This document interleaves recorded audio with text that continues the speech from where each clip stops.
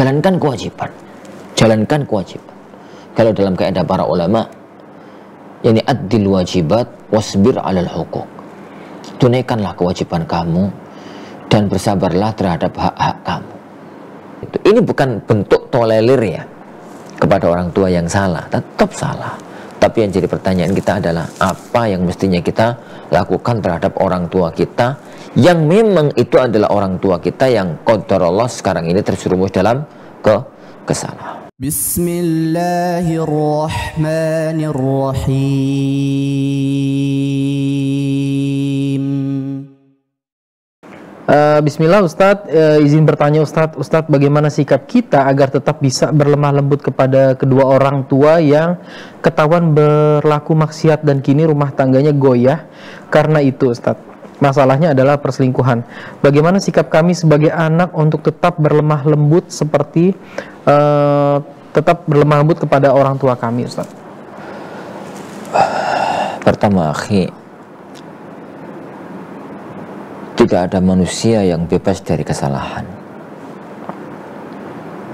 Tidak ada manusia yang lepas dari kesalahan. Fahami itu. Sampai-sampai Rasulullah SAW mengatakan, kullu bani Adam khata'. Semua anak Adam itu banyak salahnya. Banyak. Sering salah, banyak salah. Dan semua orang harus mengakui itu, termasuk antum sendiri yang tanya. Kita harus jujur bahwasanya kita pun banyak salah. Orang sekelas Ahmad rahimahullah ta'ala, Imam Ahmad rahimahullah, tatkala beliau itu ke pasar beli kayu bakar untuk masak, namun itu kan belum ada LPG. Untuk masak, maka beliau manggul kayu bakar itu dari pasar ke rumah beliau di Baghdad. Orang-orang itu mengurumuni beliau rahimahullah. Orang-orang itu mengurumuni beliau rahimahullah ta'ala, menginginkan untuk membawakan kayu bakar yang dibawa oleh seorang imam ternama, imam besar sekelas Imam Ahmad bin Hanbal rahimahullah. Maka beliau mengatakan, jangan. Kita itu orang-orang yang miskin, kita itu orang-orang yang butuh dikasihani. Seandainya bukan karena Allah itu nutupi aib-aib kami, pasti aib-aib itu sudah kebongkar dan kalian tidak akan pernah menghormati aku lagi. Jadi bisa jadi saya katakan bahwasanya ucapannya Imam Ahmad itu tawadhu, tapi bisa jadi itu adalah fakta bahwasanya tidak ada seorang pun yang lepas dari namanya kekeliruan dan kesalahan. Jadi itu yang pertama, termasuk kita, terutama pada hari-hari ini, pada aib-aib yang tertutup. Ini alat-alat yang ada di tengah-tengah kita, itu yang pertama. Karena terkadang kasus itu muncul, sikap-sikap arogan itu muncul, berawal dari kita itu sok suci, menganggap orang lain yang salah itu Masya Allah segalanya. Kemudian kita itu merasa bebas dari dosa, itu yang pertama. Yang kedua, menghadapi orang yang salah tuh ya akhi, jangan malah dijadikan orang itu semakin terpuruk dalam kesalahannya. Kewajiban kita itu menyelamatkan agar orang itu kembali ke jalan yang benar.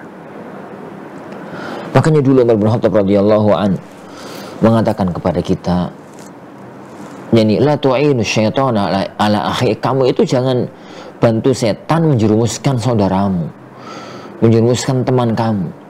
Kalau ada teman ngaji misalkan, itu yang terjerumus dalam kesalahan, dan bisa saja terjadi, namanya manusia itu kadang-kadang lemah oleh godaan setan, selingkuh misalkan, atau apa misalkan gitu. Atau apalah gitu, pekerjaan-pekerjaan dosa yang lainnya, dan dia masih ada keinginan untuk bertaubat kepada Allah Subhanahu wa ta'ala. Jangan kemudian malah kita gak gubris, kita apa, tapi kita yani rangkul untuk agar dia itu bisa kembali ke jalan Allah Subhanahu wa ta'ala, bertobat ke jalan Allah Subhanahu wa ta'ala. Para sahabat betapa banyak yang terjerumus dalam kesalahan, kemudian dia bertobat, kemudian menjadi orang yang baik. Itu kaidah umum, apalagi yang dihadapi kita itu, yang kita hadapi itu orang tua.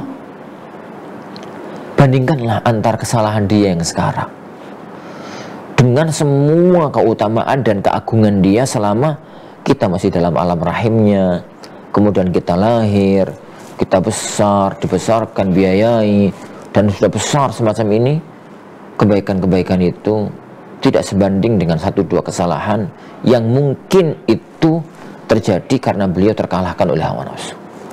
Terkalahkan oleh hawa nafsu. Renungkan, bandingkan itu. Yang berikutnya, kewajiban kita itu adalah menyelamatkan orang tua agar tidak terjerumus dalam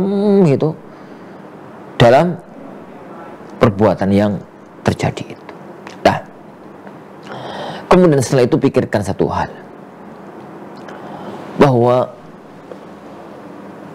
Islam itu menuntun kita untuk masing-masing dari kita itu berusaha untuk menjalankan kewajiban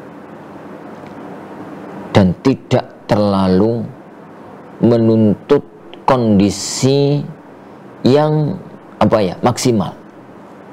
Jalankan kewajiban, jalankan kewajiban. Kalau dalam kaidah para ulama, yani addil wajibat wasbir alal hukuk. Tunaikanlah kewajiban kamu dan bersabarlah terhadap hak-hak kamu. Dengan sebagai anak, posisikan diri sebagai anak. Katakan terhadap diri sendiri, apa kewajibanku kepada orang tua? Kewajibanku bakti, kewajibanku bersikap lembut, kewajibanku bantu, kewajibanku ini, kewajibanku itu. Adapun tentang orang tua kita itu kemudian bermasalah, urusan dia dengan Allah Subhanahu wa Ta'ala. Yang penting kita menjalankan kewajiban kita. Kita itu menjalankan kewajiban kita. Dengan kita menjalankan kewajiban kita, kemudian orang tua kita itu baik, menyayangi, menyenangi, alhamdulillah. Jika tidak, ya sudahlah. Yang penting kita sudah menjalankan kewajiban kita sebagai seorang anak. Dan taubat itu masih terbuka lebar. Taubat itu masih terbuka lebar sehingga orang itu begitu. Lah, adapun nanti ibu bapak itu nggak kuat menghadapi ujian itu, menghadapi kondisi itu, kemudian mereka cerai, itu urusan lain. Urusan cerai dan tidak dari orang tua itu adalah urusan mereka. Tapi urusan anak-anak adalah bakti kepada orang tua, bapak bakti kepada orang tua, ibu bakti kepada bapaknya, bakti kepada ibunya. Tetap bersikap apapun. Lihatlah, lebih besar mana dosa selingkuh dengan dosa syirik? Lebih besar mana dosa selingkuh dengan dosa kufur? Nabi Ibrahim alaihissalam, tatkala beliau menghadapi bapaknya yang kafir, maka bahasanya itu tetap lembut, bahasanya itu tetap santun gitu. Allah Subhanahu wa Ta'ala menceritakan dalam firman-Nya, ya abati,